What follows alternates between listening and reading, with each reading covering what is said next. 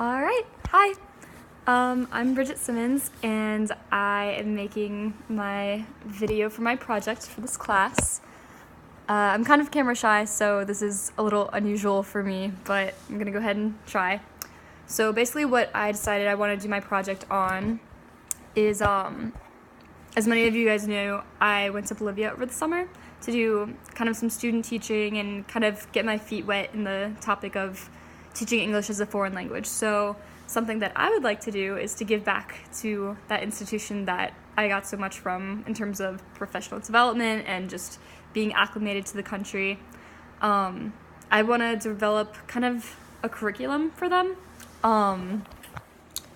particularly for their classes for their advanced teenagers. While I was there, I was teaching English as a foreign language to a particular teenager class at the last minute, even though I originally went to teach English as a foreign language to elementary school students, but it put me out of my comfort zone in a really great way, and I learned a lot from it. So I kind of want to be able to make their own curriculum.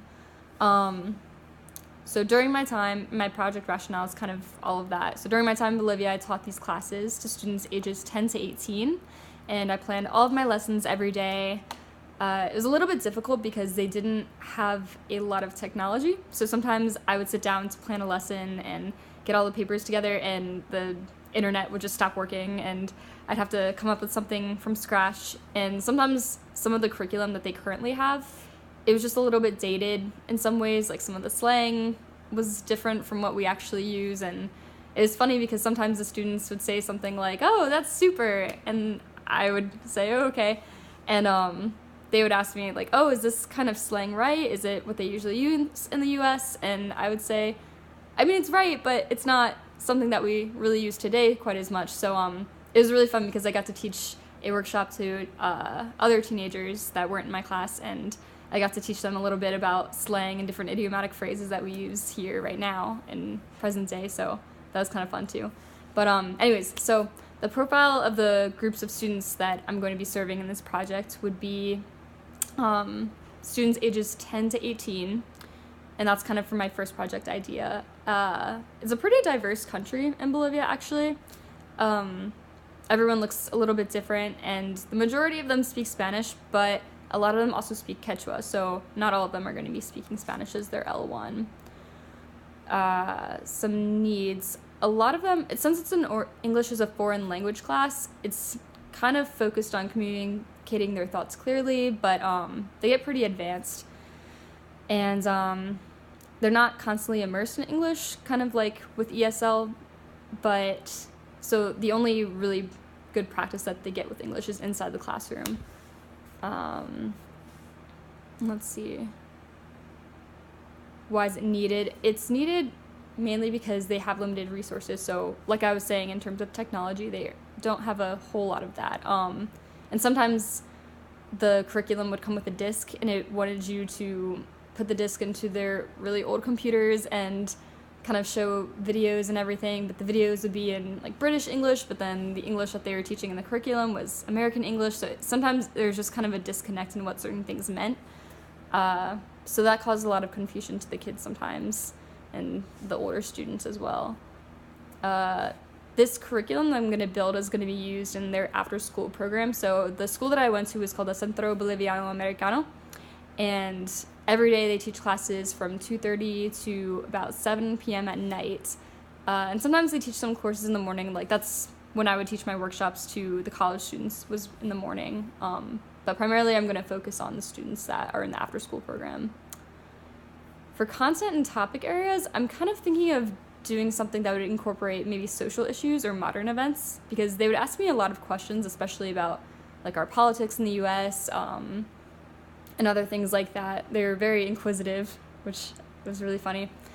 And I was also thinking about incorporating different school topics. Something that I did like about the curriculum that they currently have, they incorporate topics like math and science, like how to handle money in the United States, and kind of different scientific topics. Like sometimes they'd use maps, but I think I would like to keep that aspect of their curriculum, but I'd like to kind of change it to make it a little bit more modern, and just use different activities that are more interactive and useful.